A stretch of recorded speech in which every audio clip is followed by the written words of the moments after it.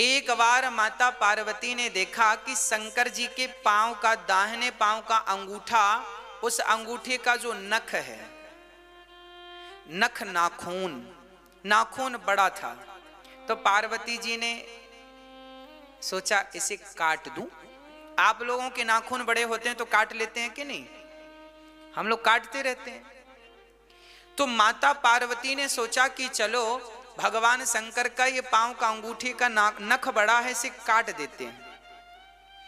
तो माता पार्वती ने उसे काटना जैसे प्रारंभ किया तो वहां से जल की धार निकलने लगी भगवान शिव के चरणों से।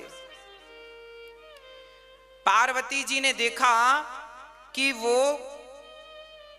नख कट तो गया है पर जल की धार रुक ही नहीं रही। तब पार्वती जी ने हाथ जोड़कर भगवान शंकर से कहा, हे नाथ, ये आपकी क्या लीला है? तब भगवान शंकर ने कहा, देवी आपने मेरे नख को क्यों काट दिया? पार्वती जी बोली, बहुत बड़ा था, आपको चोट ना लग जाए, मैंने काट दिया। शंकर जी ने कहा कि जिस नख को तुमने काट दिया है वह नख मेरे से बिछड़ करके रो रहा है कि अभी तक तो मैं शंकर के चरणों में था, अब शंकर से बिछड़ करके कहां। शंकर ने उस नख से कहा कि बेटा रोना मत, तुम मुझे बड़े प्रिय हो, तुम बहुत दिनों तक मुझसे जुड़े रहे और मेरा चिंतन करते रहे, अब मैं तुम्हें अपने मस्तक पर सजाऊंगा। तो पद नख चंद्र, शंकर जी के मस्तक पर जो चांद है वो द्वितीया का चांद है। आपने नाखून अपने पांव का नख काटोगे तो उसका आकार भी तो ऐसा ही होता है, हाँ या ना? चांद जैसा होता ना, खड़ा करो चांद जैसा। तो शंकर जी के मस्तक पर जो चांद चंद्रमा है वो पद नख चंद्र है, उसे पद नख चंद्र कहते हैं। चांद का नाम क्या है उसका? पद नख चंद्र। पांव के नख का चांद है, इसलिए पद नख चंद्र कहा जाता है। द्वितीया का चांद जैसा होता है वैसे ही वो आकार है। तो शंकर जी ने उसे मस्तक पर धारण कर लिया। कोई प्रश्न करे शंकर जी चांद को क्यों मस्तक पर धारण करते हैं? क्योंकि भगवान शंकर जी का सिद्धांत है कि जो मेरा हो गया, शंकर जी का अवतार है ना, कर्पूर गौरम करुणावतारम संसार सारम भुजगेन्द्रहारम सदा वसंतम हृदयारविंदे भवम भवानी सहितम नमामि। शंकर जी कर्पूर गौरम करुणा, शंकर जी करुणा के अवतार हैं। शंकर जी इतने करुणामय हैं कि अपने नख को भी अपने से दूर करना नहीं चाहते, तो भक्त को कैसे दूर कर देंगे? ये शंकर जी की करुणा का प्रमाण पत्र है। जब वो, अच्छा ये बताओ, आपने भी कितने बार अपने नख काटे होंगे, तो क्या आपने संभाल के रखा है? तिजोरी में रखा है, फ्रिज में रखा है, कहाँ है? फेंक दिए कि नहीं? पर शंकर जी तो अपने पांव का नख भी फेंकना नहीं चाहते। शंकर जी कहते हैं जो मुझसे एक बार जुड़ गया मैं उसे अपने से दूर करना नहीं चाहता, वो नख ही क्यों ना हो। तो शंकर जी का स्वभाव ऐसा है, इसलिए उन्हें कर्पूर गौरम करुणा, वो करुणा के अवतार हैं कि एक बार कोई उनकी शरण में चला जाए तो भगवान उसे स्वीकार कर लेते हैं। ऐसे भगवान का स्वभाव है। ऐसे स्वभाव वाले भगवान शिव को, माता पार्वती को गोस्वामी जी कहते हैं मैं इनकी वंदना करता हूं। अब शंकर जी की वंदना करने के बाद श्री सीताराम को प्रणाम करते हैं और वाल्मीकि जी को और हनुमान जी को कपीश्वरऊ कवीश्वरऊ, क्या कहा? कवीश्वर कपीश्वरऊ। गोस्वामी जी कहते हैं मैं हनुमान जी को प्रणाम करता हूं जिनकी कृपा से आज मुझे राम का बोध हुआ। और मैं वाल्मीकि जी को प्रणाम करता हूँ, जिन्होंने हम जैसों को रामायण जैसा महाग्रंथ प्रदान किया है ना। ऐसा प्रणाम करके गोस्वामी जी आगे चलते हैं। अच्छा, गोस्वामी जी ने ये रामायण रामचरितमानस लिखी है, सुनाया किसे? रामचरितमानस के पहले श्रोता कौन थे? रामचरितमानस के पहले वक्ता हैं गोस्वामी तुलसीदास जी, और पहले श्रोता हैं गोस्वामी तुलसीदास जी का मन। गोस्वामी जी ने स्वांतः सुखाय तुलसी रघुनाथ गाथा, गोस्वामी जी ने यह ग्रंथ अपने आनंद के लिए कहा और सुनाया किसे? अपने मन को सुनाया। रे मन तू सत्संग कर। गोस्वामी जी बात बात में आगे बताऊंगा मैं, गोस्वामी जी अपने मन को डांटते रहते हैं। ए मन, कथा सुनते सुनते भाग गया तो डांट दिया, ए मन, रे मन तू सत्संग कर, छोड़ जगत की रीत, अंत समय पछताएगा, जब आयु जाएगी बीत। गोस्वामी जी अब बढ़िया भगवान की कृपा का वर्णन करते हैं। देखिए, भगवान की करुणा पहले लिखी है गोस्वामी जी ने, बाद में कोई बात कही है। क्या लिखा है?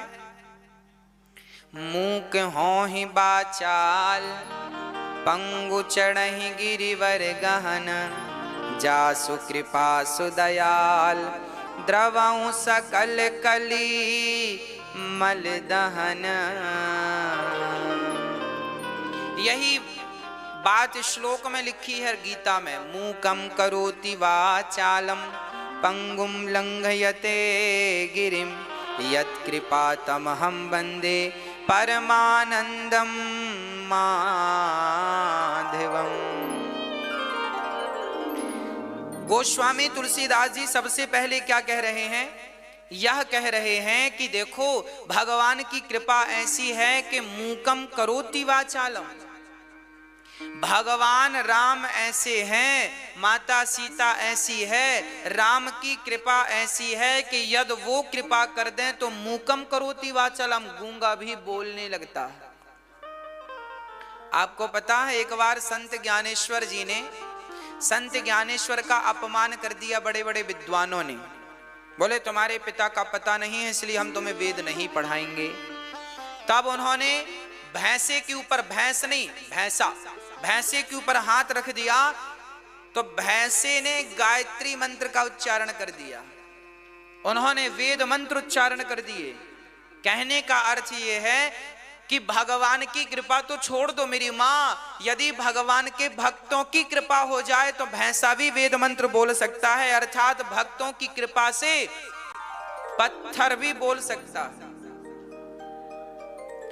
प्रहलाद जी ने कहा इस खंबे में भगवान है। हिरण्यकश्यप ने तोड़कर देखा तो निकले कि नहीं। कहने का अर्थ यह है मूकम करोति वाचालम, भगवान की कृपा हो तो गूंगा भी बोलता है। भाई खंबा तो गूंगा ही था ना, खंबा थोड़ी जड़ वस्तु है ना खंबा। पर जब भक्त ने अनुग्रह कर दिया, भक्त ने विश्वास से उंगली बढ़ा दी, तो उस भक्त के विश्वास से भगवान प्रकट हो गए। मतलब भगवान ऐसे हैं, भगवान की करुणा ऐसी है कि उनकी करुणा से गूंगा भी बोलने लगता है। भगवान की तो छोड़ दो, भगवान के भक्त की बड़ी महिमा है, भगवान की तो लिखी ही है। एक संत ज्ञानेश्वर जी ने ये बात जो हम कह रहे हैं, ये श्री नाभादास जी महाराज अपने दिव्य ग्रंथ में भक्तमाल में लिखते हैं। मूकम मूकम करोति वाचालम, पंगुम लंघयते गिरिम। भगवान की कृपा ऐसी है कि गूंगा भी बोलता है और लंगड़ा भी पहाड़ लांघ जाता है। यदि भगवान चाहे तो बताओ क्या नहीं हो सकता। इसलिए हमें दुनिया पर विश्वास ना करके 100% विश्वास अपने भगवान राम पर, माता सीता पर, अपने बांके बिहारी पर अपना विश्वास करना चाहिए, समर्पण करना चाहिए। प्रभु मेरे तो आप हैं और मैं कुछ नहीं जानता। गोस्वामी जी इनकी कृपा को प्रणाम करते हैं। हे रघुनंदन, आपकी कृपा से गूंगा बोलने लगता है, लंगड़ा पहाड़ लांघ जाता है। और ऐसे भगवान जो गूंगे को पंचम स्वर से बुलाते हो, ऐसे भगवान को हम नमस्कार करते हैं। ये जो दोहा है ना, ये सोरठा है। ये जो सोरठा है ये हम पर भी ठीक बैठता है। इसमें लिखा है मूकम करोति वाचालम, गूंगा भी बोलता है। तो हम अपने आप से कहते हैं हम गूंगा ही तो हैं, हम गूंगे ही तो हैं। यदि हम बोल रहे हैं तो अपने बल से नहीं, अपने रघुनाथ के बल से बोल रहे हैं। हम तो गूंगे हैं। जैसे शंख बजता तो है पर अपने से थोड़ी बजने लगता है, जब तक उसे कोई बजाए ना। हम तो उस गूंगे शंख की तरह है। वो तो भगवान फूंक भरते हैं तो हम बज उठते हैं, बाकी हम तो शंख ही हैं। भागवत कहनी हो तो भगवान श्री कृष्ण हवा भर देते हैं, और राम कथा कहनी हो तो भगवान, जैसे आप शंख बजाने के पहले अपने मुंह में ढेर सारी हवा भर लेते हैं ना, और हवा भर के फूंक देते हैं तो शंख बज उठता है, उसी प्रकार हम शंख हैं। राम ने फूंक लगाई तो राम कथा आपने सुन ली, कृष्ण ने फूंक लगाई तो कृष्ण कथा आपने सुन ली। हम तो शंख हैं, ना हमारा बल है ना हमारा परिश्रम है। तो हम तो गूंगे हैं और भगवान की कृपा से बोल रहे हैं। मूकम करोति वाचालम पंगुम लंघयते गिरिम। लंगड़ा पहाड़ लांघ जाता है। अरे हम लंगड़े ही तो हैं। हम बताए थे ना, हम 20 फीट ऊपर से गिर गए थे छत से, कोलू टूट गया था। आज आपके मध्य खड़े हैं तो भगवत कृपा से ही खड़े हैं। मतलब मूकम करोति वाचालम पंगुम लंघयते गिरिम। लंगड़ा भी पहाड़ लांघ जाता है। उसका उदाहरण हम स्वयं हैं। हमें इस बात का अच्छे से ज्ञान है कि भगवान कृपा करें। डॉक्टर ने कहा था कि आप अब कभी बढ़िया से चल नहीं पाएंगे, चलेंगे तो लंगड़ाते एक पांव छोटा हो जाएगा, पर अब तो डॉक्टर साहब के सामने कबड्डी खेल लेते हैं, है ना। कहने का अर्थ यह है कि भगवत कृपा हो तो लंगड़ा भी पहाड़ लांघ जाता है। अब गोस्वामी तुलसीदास जी वंदना करते हैं। सबसे पहले गुरु जी की वंदना, जिनकी कृपा से उन्हें सब कुछ मिला। बंदऊं गुरु पद पदों में परागा, सुरुचि सुवास सरस अनुराग। बंदाऊं गुरु पद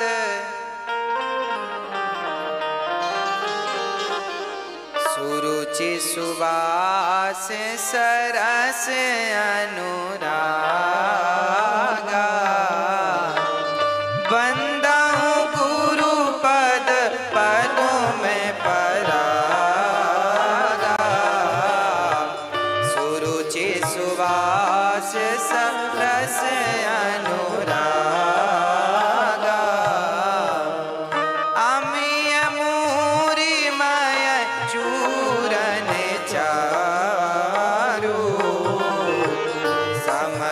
सकल भव रुज परिवारो। श्री गुरु पद नख मणि गण ज्योति, सुमिरत दिव्य दृष्टि होती।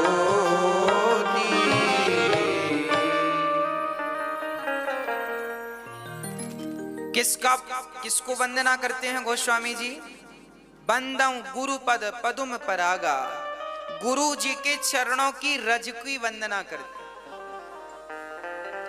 जब तक गुरु कृपा नहीं होती ना, तब तक भगवत कृपा संभव नहीं है। इसलिए पहले किसकी कृपा होनी चाहिए? गुरु की कृपा। आज हमसे बोलना आता है तो किसकी कृपा से? गुरु की कृपा से। तो गुरु बहुत जरूरी है। गुरु ना होते तो शायद हम आपके बीच में कैसे होते, ना होते। गुरु वो जौहरी है जो हीरा बना देता है। उसके बाद गोस्वामी जी ने प्रणाम किया। बंदाऊं प्रथम महीसुर चरना, मोह जनित संशय सब हरना। बंदाऊं प्रथम महीसुर चरना। मही के देवता, मही मतलब पृथ्वी, पृथ्वी के देवता कौन है? ब्राह्मण। गोस्वामी तुलसीदास जी ब्राह्मण चरणों की वंदना, बृंदों प्रथम महीसुर चरना, मोह जनित संशय सब हरना, ब्राह्मणों की वंदना करते हैं। अच्छा, ब्राह्मणों की वंदना गोस्वामी जी ने क्यों की? कारण है। आप लोगों को कोई वेद पुराण की बातें समझनी हो तो कौन समझाएगा? ब्राह्मण समझाएगा। सत्यनारायण भगवान की कथा करवानी हो, बेटी का विवाह करवाना हो, घर में कोई चल बसे तो उसकी क्रियाकर्म करवानी हो, घर में कोई पैदा हो जाए उसकी, मतलब एक ब्राह्मण ही ऐसा है जो ये चाहता है कि आपके घर में कोई उत्सव होए तो हमें अवसर मिले। भाई ब्राह्मण चाहता है कि आपके घर सब खुशियां आए, तो सत्यनारायण भगवान की आप कथा सुनो, कथा सुनेंगे तो हमें दक्षिणा मिल जाएगी, है ना? आप ब्राह्मण चाहते हैं कि आपके घर बेटी का विवाह हो ताकि बेटी के विवाह में हमें कुछ मिले, है ना? अच्छा, ब्राह्मण ही एक ऐसा है जो सदा यह चाहता है कि आपका कल्याण हो, आपका कल्याण हो।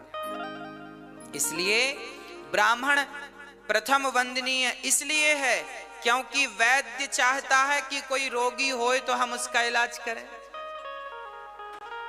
कोई ये चाहता है किसी का केस बिगड़े तो हम केस लड़ें, मतलब दुनिया ये चाहती है कि आपका कुछ बिगड़े तो उन्हें पैसा मिले, पर ब्राह्मण एक ऐसा है जो ये चाहता है कि आपके घर कुछ उत्सव हो तो हमें बुलाया जाए, फिर हम जाएं और हमें दक्षिणा प्राप्त हो। सबका हित चाहने वाले से गोस्वामी जी ने उन्हें पहले स्थान पर रखा और कहा, बंदऊं प्रथम महीसुर चरना, मोह जनित संशय सब हरना।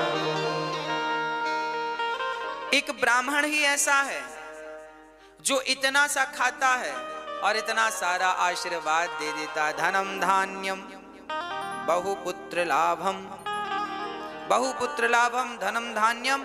भगवान ब्राह्मण कहता है कि आप इतना सा उसे खिलाओगे तो बढ़िया आशीर्वाद क्या देगा? बहुत धन दे भगवान आपको, धन धान से घर भर दे, और बेटा बेटी घर में खूब होए, खूब घर में उत्सव हो, आनंद हो, मंगल हो, बढ़िया है। तो आशीर्वाद देने वाले ब्राह्मण हैं, इसलिए उन्हें प्रणाम गोस्वामी जी ने किया। उसके बाद गोस्वामी तुलसीदास जी ने प्रणाम किया वाल्मीकि जी को, सबको प्रणाम किया। और गोस्वामी जी कहते हैं कि सत्संग करने वाले ही इस कथा रामचरितमानस को श्रवण कर पाएंगे। गोस्वामी जी लिख रहे हैं, गोस्वामी जी लिख रहे हैं, बिनु सत्संग विवेक न होई। आप भी रामचरितमानस का पाठ किया करिए। गोस्वामी जी लिख रहे हैं, बिनु सत्संग विवेक न होई। यदि विवेक कोई चाहता, अच्छा विवेक कौन सा? बुद्धि तो देखो सबके पास है, पर विवेक सबके पास नहीं है। विवेक कब मिलेगा? बोले बिनु सत्संग विवेक ना हो। ये विवेक क्या चीज है? बोले देखो, ये मेरी माँ है, मैं इसे माँ के रूप में देखता हूं, ये तो बुद्धि है। यदि मैं आपको माँ के रूप में, बेटी और बहन के रूप में देखता हूं तो मैं बुद्धिमान हूं, परंतु ये मेरी माँ नहीं, माँ के रूप में भगवान है। जो व्यक्ति माँ के स्थान पर भगवान का भाव रखे वह विवेकशील पुरुष माना जाएगा, वह विवेकशील स्त्री मानी जाएगी। आपकी सास सास है, ऐसा जानने और मानने वाला तो बुद्धिमान है, पर ये व्यक्ति भगवान है।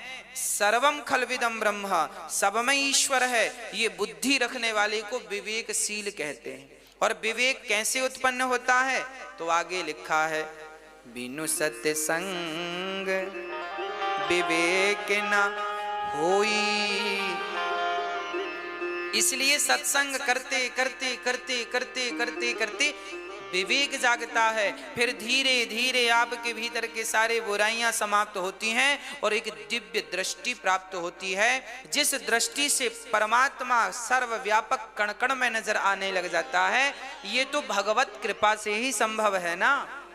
अब सुनो गोस्वामी जी क्या लिखे हैं। सठ सुधरहि सत्संगति पाई, 60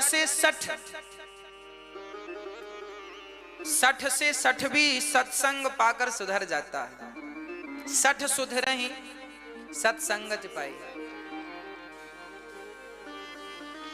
ये 60 क्या है? जो व्यक्ति चोरी करता है, उस चोर से कहो क्यों चोरी करने से क्या होगा जानते हो? वो कहता है नहीं जानते। तो जो व्यक्ति चोरी करता है और चोरी करने का फल क्या है, उसे कौन सा नरक मिलेगा, उसका दंड क्या, वो नहीं जानता। मतलब जो अज्ञानी है उसे सठ कहते हैं। मैं झूठ बोल रहा हूं पर मुझे पता ही नहीं कि झूठ बोलने का फल क्या है ना। जो व्यक्ति भोला है, भोला भाला, चोरी कर रहा है, उसे पता ही नहीं कि चोरी करने से क्या होता, इसे सठ कहते हैं। ऐसे लोगों को यदि सत्संग मिल जाए, एक बार इसकी चर्चा मुझे याद आ गई, जरा सुनिएगा। एक गुरुजी कथा में सुना रहे थे कि भगवान श्री कृष्ण जब गैया चराने गए तो मां यशोदा ने कान में, एक चोर एक दिन कथा सुनने आया, आज उसे कुछ मिला नहीं तो उसको लगा चलो आज कथा ही सुन लें। गांव में गुरुजी आए थे और कथा सुना रहे थे, तो गुरुजी ने कथा सुनाई। तो कथा में भगवान की गैया चराने की लीला का गुरुजी वर्णन कर रहे थे। गुरुजी ने कहा, आज माने भगवान श्याम सुंदर के गले में हीरे मोती की माला पहनाए 10, कान में बढ़िया मोती हीरे के कुंडल पहनाए और यहाँ सोने का बाजूबंद, गले में सोने के हाथ में बड़े बड़े कड़े और बढ़िया बढ़िया 1-1 करोड़ रुपए की कीमत का हीरा यहाँ पहनाया उंगलियों में। और आज भगवान गैया चराने गए ऐसा श्रृंगार करके। चोर बोला, राम राम राम राम राम, ये कौन बालक है, इतना महंगा। उस चोर को लगा इसे लूट लेने से फिर किसी को लूटने की जरूरत, एक बार में माला माल हो जाऊंगा। जब कथा पूरी हुई तो गुरुजी से पूछा, गुरुजी आज आपने जिस बालक के बारे में बताया उसका पता कहाँ है, हमें पता दो। अच्छा, गुरुजी को नहीं पता था कि ये चोर है। उसने कहा, गुरुजी पता लिखवाओ। तो गुरुजी ने बोल दिया कि भाई ये तो वृंदावन की लीला है, वृंदावन जाना, वहां के जंगलों में वहां ठाकुर जी गैया चराते थे। उसने लिख लिया। अब उसने पकड़ी ट्रेन, आया वृंदावन, पूछा कि भैया ये यशोदा का बेटा गैया चराने किस तरफ जाता है? ये बिल्कुल सत्य घटना है, ये घटना घटी है, इसलिए मुझे आज स्मरण आ गई। तो वो चोर वृंदावन आया और वो गैया किस तरफ चराने जाते हैं, तो लोगों को क्या लगा कि ये पूछ रहा है कि भगवान ने गैया कहाँ चराई। तो लोगों ने बता दिया, भाई ये जंगल है, यहां भगवान गैया चराने जाते थे। तो उसने किसी से पूछा, क्यों आज भी आएंगे क्या गैया चराने? तो वो भी भगत आदमी था, बोला हाँ भगवान की तो लीला नित्य है, वो तो रोज आते हैं गैया चरा, जैसे रास रचाने निधि वन में आते हैं ऐसे गैया चराने। चोर बोला, क्या आप बता सकते हैं कहाँ? बोले हाँ यमुना के तट पे ही रहेंगे। अब चोर गया चुपचाप यमुना के तट पर बैठा रहा और गुरुजी ने कहा था कि उसका रंग सांवला है, घुंघराले से बाल होंगे, आंखें बड़ी कजरीली सी हैं, गला सुंदर है, गाल बड़े सुंदर हैं और बड़ा अद्भुत दर्शन है। अब वो पेड़ पर बैठ गया, देखा गैया चराने वाला तो आया नहीं, कब आएगा कब आएगा कब आएगा, वो वही ध्यान में डूब गया। वही ध्यान में कि उनकी आंखें बड़ी सुंदर है, गाल बड़े सुंदर है, घुंघराले से बाल हैं। बस यही वो दिन भर चिंतन चलता रहा। अब जो बालक वो देखा उसमें उसे कृष्ण का दर्शन होने लग गया। कभी वो इस जंगल में जाए, आज इसमें नहीं आए तो इसमें आएंगे। पूरे जंगल जंगल 4 दिन हो गए, ना उसने भोजन किया, ना पानी की फिक्र, यमुना का थोड़ा पानी पी ले और बस प्यासा भूखा जंगल जंगल घूमे, इस इंतजार से कि कृष्ण आएंगे और हम उन्हें लूटेंगे। अब देखिए, भक्ति तो भक्ति है ना, भगवान का चिंतन तो भगवान का ही चिंतन है ना। तो वो चोर जब 4 दिन हो गए और बस भूख से बस अब उसका चला नहीं जाता, हाथ पांव नहीं चल रहे हैं, ज्यादा चल नहीं सकता, एक पेड़ पर चढ़ गया और उसने संकल्प ले लिया कि श्याम सुंदर यदि नहीं आए तो मैं मर जाऊंगा, परंतु अब मैं यहां से जाऊंगा नहीं। जब भक्त की जिद भगवान ने देखी तो जैसा जैसा गुरुजी ने बताया था कि 10 माला, तो भगवान ने 10 माला पहनी। कान में मोती हीरा तो कान में हीरा मोती पहने, घुंघराले, जो छवि उसके मन में बसी थी वही रूप भगवान ने बनाया। और वेश कीमती सोना चांदी और हीरे की अंगूठियां पहन के भगवान सचमुच गैया चराने जंगल चले गए। उसका प्राण निकलने वाला था, प्राण जाने वाले थे, तब उसने देखा कोई गैया चराने आ रहा है, उतर गया, चुपचाप खड़ा हो गया और देखा वही बालक था। तुरंत पास में गया, चारों तरफ देखा कोई नहीं, उसको लगा इसे लूटना तो बहुत आसान है। उसने तुरंत लाठी टेक के बोला, चोर ने सुनो, 4 दिन तुम कहां गए गैया चराने? भगवान बोले, भैया हम तो यहीं गए थे गैया चराने, इस तरफ। अच्छा, तुम इस तरफ गए थे, पर हम तो इस तरफ चले गए थे। हाँ, फिर कल कहां गए थे? बोले कल हम इस तरफ। चोर ने कहा फिर हम इस तरफ चले गए थे। चोर ने कहा, सुनो, तुम्हारी मैया कहाँ है? हमारी मैया तो घर पे है। बाबा घर पे है। मित्र सब गांव। तुम अकेले हो? हाँ हाँ हम अकेले हैं। तो सुनो, चलो अपने सारे माला उतारो। क्यों? भगवान बोले, क्यों माला उतारे अपने? हम चोर हैं, चोर, तुम्हें लूटने आए हैं। अच्छा, हमें लूट लोगे? हाँ हाँ, हम लूट लेंगे तुम्हें। भगवान ने अपने सारे माले उतार दिए और क्या बोले, अंगूठी उतारो। भगवान ने अंगूठी उतार दी। कान की उतारो। भगवान ने कान की उतार दिए। और जब कान के, हाथ के सब श्रृंगार ठाकुर जी ने उतारा, उसके बाद उसकी झोली भर गई सोना चांदी हीरा मोती से। तब भगवान ने उसकी तरफ देखा और देखकर मुस्कुरा दिया। और ज्यों भगवान मुस्कुराए तो उसके हाथ से सोना चांदी हीरे मोती की झोली नीचे गिर गई। और वो श्याम सुंदर की मुस्कान को देखकर कितना आनंदित हुआ, चरणों में गिर पड़ा, हे नाथ कौन है आप? मैंने आज तक इतनी सुंदर मुस्कान नहीं देखी। सोना इतना पाया जिसके लिए मैं 4 दिन भूखा प्यासा रहा, उस संपत्ति को पाकर भी मुझे इतना सुकून नहीं मिला जितनी सुकून आपकी मुस्कान ने मुझे दे दिया। नाथ आप कौन है? तब भगवान ने प्रकट होकर दर्शन दिया, मैं वह परमात्मा हूं जिसके लिए बड़े योगी जन तपस्या करते हैं। तो प्रभु आपने मुझे सहज में दर्शन दे दिया।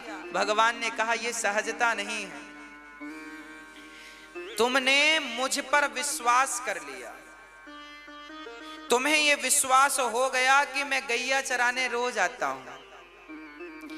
जब भक्त को मुझ पर विश्वास हो जाता है तो मैं तुरंत उसके सामने प्रकट हो जाता हूं। व्यक्ति के अंदर विश्वास नहीं है, इसलिए मैं प्रकट नहीं होता। जब तक भगवान आए तब तक आपका विश्वास। अब बताओ, 3 दिन में ही वो भाग के चला जाता तो भगवान कैसे मिलते? 4 दिन तक खड़ा रहा तब भगवान मिले। तो आपको भी इंतजार करना पड़ेगा, वो भी विश्वास के साथ। मंत्र जाप मम दृढ़ विश्वास।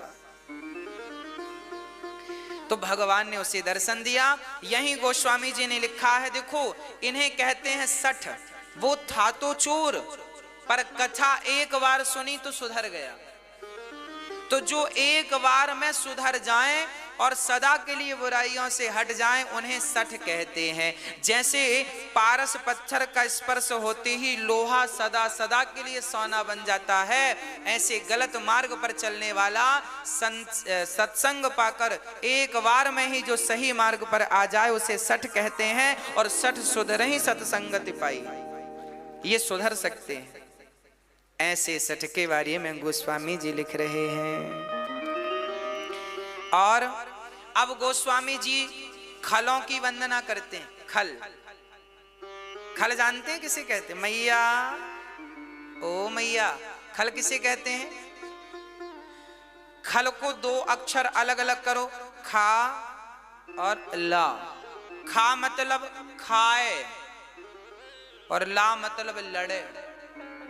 खाए और लड़े, खाए और ढिसुम, खाए और ढिसुम, इन्हें खल कहते हैं। जिनके दो ही काम हैं, खाना और इसमें तीसरी चीज और जोड़ो, जिनका खाएं उन्हीं से लड़ें, इन्हें खल कहते हैं, है ना? आपने देखा होगा कुछ लोग लड़ते हैं, खाना और लड़ना, आपसी लड़ जाते हैं। उदाहरण के लिए बच्चे आजकल जिस माँ ने पाल पोस कर बड़ा किया उसी माँ से पिता से झगड़ा कर लेते हैं। ये कौन लोग हैं? जिसका खाया उसी से, ये खल है। गोस्वामी जी इनकी भी वंदना करते, भगवान इनको पहले पूज लो, इनको पहले प्रणाम कर लेने से ना दिक्कत नहीं, इनको छोड़ दिया तो फिर ये कुछ ना कुछ तिगड़म लगाना शुरू करेंगे, इसलिए इनको प्रणाम दूर से करो। भैया खल जी, राधे राधे, राम राम जी, उसको अच्छा लगेगा। आपके गांव में जो दुष्ट लोग हैं पहले उनका सम्मान किया करो, बाद में सज्जनों का सम्मान किया करो, क्योंकि सज्जन तो इंतजार कर भी ले, ये दुष्ट तो खड़े होके बकबक करने लग जाएंगे। खल ही नाम ही उनका, खल है ना, इसलिए खल। गोस्वामी जी कहते हैं इनको पहले प्रणाम कर लो, है ना। चलिए आगे गोस्वामी जी प्रणाम किनको करते हैं? अच्छा, खलों के दुष्टों के बारे में गोस्वामी जी ने कहा, बोले दुष्ट और सज्जन में क्या अंतर है? गोस्वामी जी ने अंतर प्रकट किया। प्राण निकल जाते हैं और दुष्ट जब मिलता है तो प्राण निकल जाते हैं।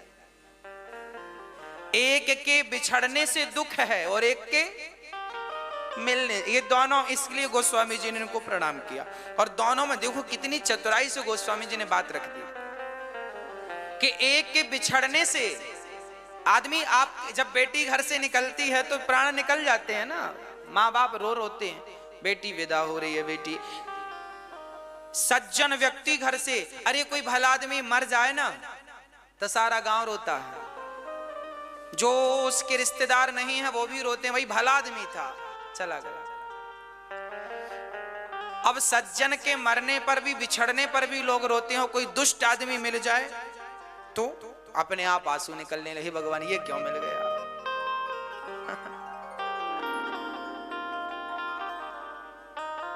जो आपसे हर बार पैसा मांगता हो,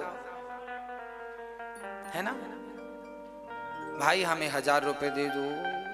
एक गांव में एक आदमी था, वो सबसे पैसा मांगता था, जिसके घर जाए चाय पिए, भैया हमें जरा 50 रुपए की जरूरत है।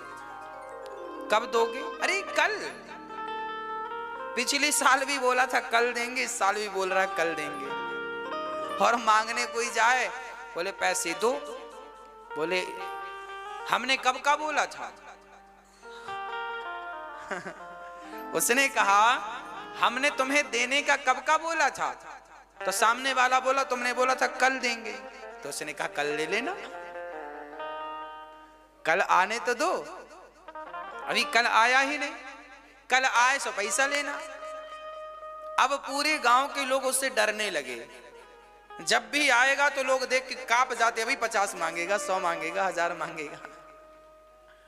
तो दुष्ट व्यक्ति को देखने से ना कांप जाता है व्यक्ति और सज्जन को देखने से प्राण निकल जाते हैं। गोस्वामी तुलसीदास जी ने यहाँ एक बढ़िया बात लिखी है, जड़ चेतन गुण दोषमय विश्व कीन्ह करतार। बालकांड का दोहा नंबर 6 है ना। यहां गोस्वामी जी लिख रहे हैं, जड़ चेतन गुण दोषमय विश्व कीन्ह करतार। संत हंस गुण गहि पय परिहरि बारी विकार। कहने का तात्पर्य यह है कि संसार की हर वस्तु जड़ चेतन, चाहे वस्तु जड़ हो या चेतना से भरी हो, सब दोष से भरी पड़ी है। हम जो भी कमाते हैं ना मेरी माँ, उसमें हमारी कमाई में भी कुछ ना कुछ दोष होते हैं, है ना। हम जो कपड़े खरीद कर लाते हैं ना, इनमें भी कुछ दोष होते हैं। हम सोना चांदी खरीदते हैं ना, घर मकान बनवाते हैं ना, सब में कुछ ना कुछ दोष होते हैं। फिर ये दोष कैसे मिटेंगे? बोले आप जीवन में जो भी धारण किया करो, जो भी लिया करो, पहले भगवान को समर्पित कर दिया करो। जब भगवान के चरणों में समर्पण कर देंगे ना उस वस्तु का, तो उसके दोष अपने आप मिट जाएंगे। इसलिए कोई भी वस्तु, जैसे भोजन करो तो पहले भगवान को भोग लगाना चाहिए।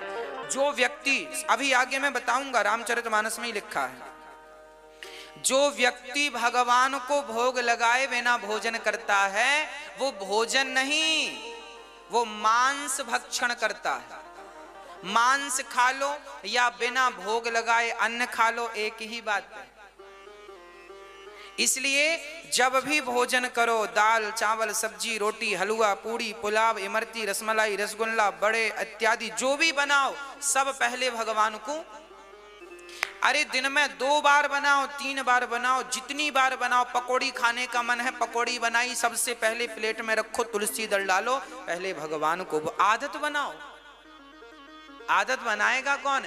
आप रेल में बैठे हैं, आप रेल में यात्रा कर रहे हैं और तभी आपने देखा कि बढ़िया अंकुरित चने बिकने आ गए। आपका मन हुआ चने खाना चाहिए। आपने, भाई साहब जरा देना 10 रुपए के चने, आपने चने लिए।